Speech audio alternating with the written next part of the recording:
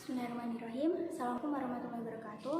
Sebelumnya, perkenalkan nama saya Novian Maidah, mahasiswa pendidikan biologi Universitas PGRI Semarang yang saat ini sedang melaksanakan kegiatan magang di MA Abadiah. Nah, untuk pertemuan perdana kita di kelas 12 MIPA 2, kita akan membahas mengenai gen, DNA, dan kromosom. Nah, di gambar ini, di papan tulis ini sudah ada gambar kayak ular ini. Dua benang, satu, dua. Nah, dua benang ini biasa disebut dengan double helix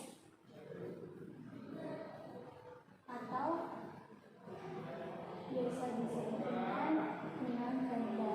Nah, DNA merupakan ciri khas dari DNA adalah dia merupakan double helix, terdiri dari dua benang. Nah, satu benang dari DNA itu, satu benang dari double helix ini terdiri dari beberapa nukleotida. Nah, apa itu nukleotida? Nukleotida itu tersusun dari fosfat, gula pentosa, dan basa nitrogen. Nah, dalam satu benang ini kan ada garis merah biru, terdiri dari adenin, timin, guanin, sitosinin. Adenin berpasangan dengan timin, guanin berpasangan dengan sitosinin. Nukleotida itu ada 4. Adenin, timin, guanin, dan sitosinin. Nah, ini kan kalau di gambar ini kan terlihat cuma biru terus garis A. Nah, kalau dibesarkan, struktur basa nitrogennya itu, struktur nukleotidanya itu, ini kan di sini ada A. A ini termasuk adenin, termasuk basa nitrogen. Selanjutnya, struktur selanjutnya itu ada gula pentosa, dan di sini ada fosfat. Kalau di sini tidak terlihat, tapi dari satu benang double helix ini terdiri dari beberapa nukleotida. Nah, lalu DNA merupakan dua buah rantai polinukleotida yang saling berikatan. Kenapa disebut polinukleotida? Karena dalam satu benang, satu rantai itu terdiri dari beberapa nukleotida.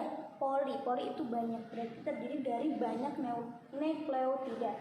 Makanya DNA disebut polinukleotida. Nah, dalam satu DNA ini disebut dengan gen 1 atau gen 1, gen 2, gen 3, gen 4, dan seterusnya. Nah, gen itu merupakan unit yang mewariskan sifat. Makanya biasanya kalau orang itu ada yang berkulit hitam, berkulit putih, lah itu dibawa oleh gen yang mewariskan sifat. Nah, setelah ini nukleotidanya dikumpulkan, dipadatkan oleh protein serat kromatin sehingga membentuk histon. Nah, histon ini berfungsi sebagai stabilitas DNA. Setelah membentuk histon, akan membentuk nukleosom. Nukleosom ini terdiri dari beberapa DNA tadi. Kemudian akan membentuk kromosom. Di sini kan terlihat kromosom. Ada sentromer. Sentromer merupakan unit untuk menggabungkan kromatid atas dan kromatid bawah. Kromosom itu terdiri dari kromatid, dan sentromer. Nah, apa hubungannya dengan DNA dan kromosom? Gen adalah unit yang mewariskan sifat, dan DNA itu berada di gen dan kromosom itu berada di DNA. Seperti itu. Kita akan membahas mengenai struktur kromosom. Di sini sudah saya gambarkan struktur kromosom. Biasanya struktur bentuk kromosom kan yang ini. Nah, kita ini ambil yang bagian atasnya aja. Jadi seperti itu ya. Struktur kromosom. Nah, di sini kan sudah terlihat gambarnya. Kita mau mengidentifikasi dari bagian mana dulu? Oh ya, ini kan ada dari sini ya. Ini kan ada, saya nuliskan S. S itu kenapa S sentral, dari bahasa Inggris sentral. Sentral itu tengah, titik tengah. Nah, Di bagian kromosom sentral ini dinamakan sentromer. Sentromer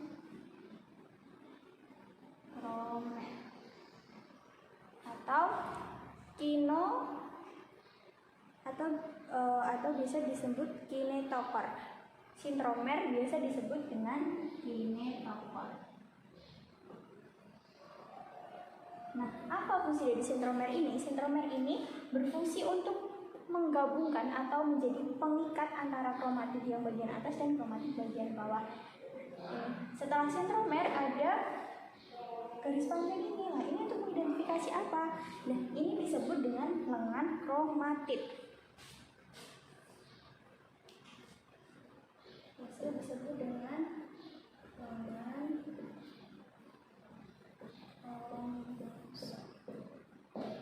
Nah, ini sentromer, titik penghubung antara kromatid atas dan kromatid bawah di bagian sayap ini, seperti sayap panjang ini disebut dengan lengan kromosom. Nah, setelah itu kita mengidentifikasi bagian mana dulu? Apa dari luar atau dari dalam? Untuk memudahkan, kita dari bagian terluar terlebih dahulu. Nah, di sini ada benjolan biru. Nah, ini disebut dengan satelit.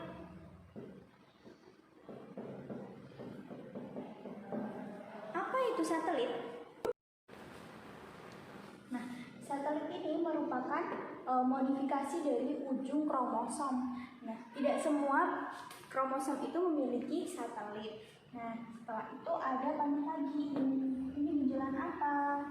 Nah, ini benjolan ini disebut telomer atau bagian ujung kromosom. Nah, setelah itu ada titik-titik hitam ini. Ini apa? Setelah bagian telomer kan ada titik-titik hitam ini. Ini disebut apa telomer ini? Setelah telomer ini disebut apa? Disebut matriks.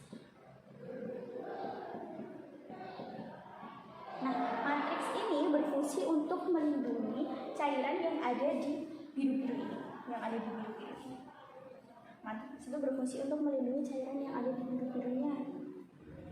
Seperti itu. Nah, lalu ini biru besar ini apa namanya? Nah, biru besar ini disebut kromonema.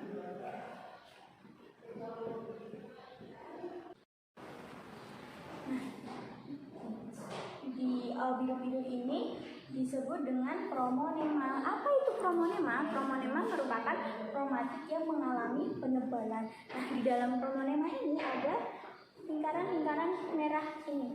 Nah, ini disebut granula. Di dalam kromonema ada granula, ada dua bentukan, yang besar sama yang kecil.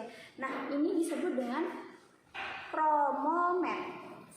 Yang besar itu disebut kromomer.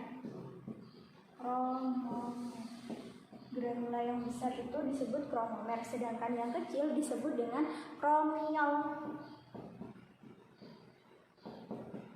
Nah, di dalam kromonema ini kan tadi ada granula-granula tadi yang membentuk kumparan-kumparan ini. Nah, di dalam granula ini terdapat DNA dari suatu individu. Nah, selanjutnya kita akan membahas mengenai kromatin, kromosom, dan kromatid. Apa perbedaan dari kromatin, kromosom, dan kromatid? Nah, kromatin berasal dari bahasa Inggris tin atau benang-benang halus. Nah, kromatin ini terdiri dari benang-benang halus warna merah biru. Nah, kemudian akan mengalami kondensasi tenggelam yang akan berubah menjadi seperti gambar tadi.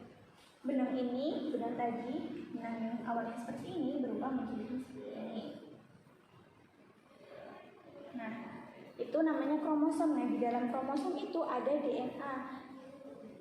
Kromosom itu merupakan tempat pelindungan DNA, tempat adanya DNA. Nah, kemudian setelah mengalami kondensasi, dia akan menduplikasikan diri atau menggandakan diri. Kemudian disebut dengan kromatid. Mengalami duplikasi, penebalan, jadi kayak kupu-kupu ini. Nah, ini namanya kromatid. Tadi kan ini ada berawal dari benang-benang. kemudian mengalami kondensasi menjadi bundaran ini.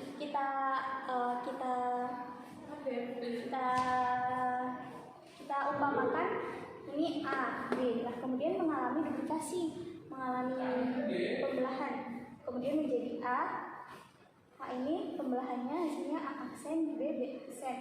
Nah ini sepasang kromosom ini disebut dengan kromosom tetrad.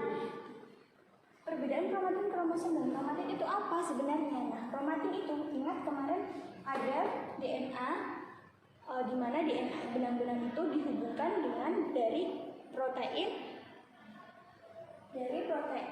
serat kromatin. Nah, kromatin itu merupakan protein itu yang menghubungkan benang-benang ini dan kemudian akan menjadi kromosom.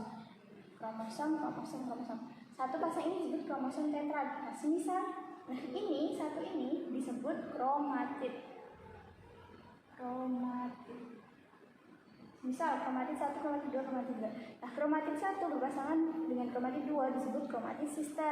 Kromatid 3 berpasangan dengan kromatid 4 disebut kromatid sister juga. Nah, semisal kromatid 1 dipasangkan dengan kromatid 3, apa itu namanya? Disebut dengan kromatid non sister. Nah, kromosom itu ada beberapa bentuk. Silahkan nanti dicari di Google bentuk-bentuk kromosom itu seperti apa. Seperti itu ya. Terima kasih. Assalamualaikum warahmatullahi wabarakatuh.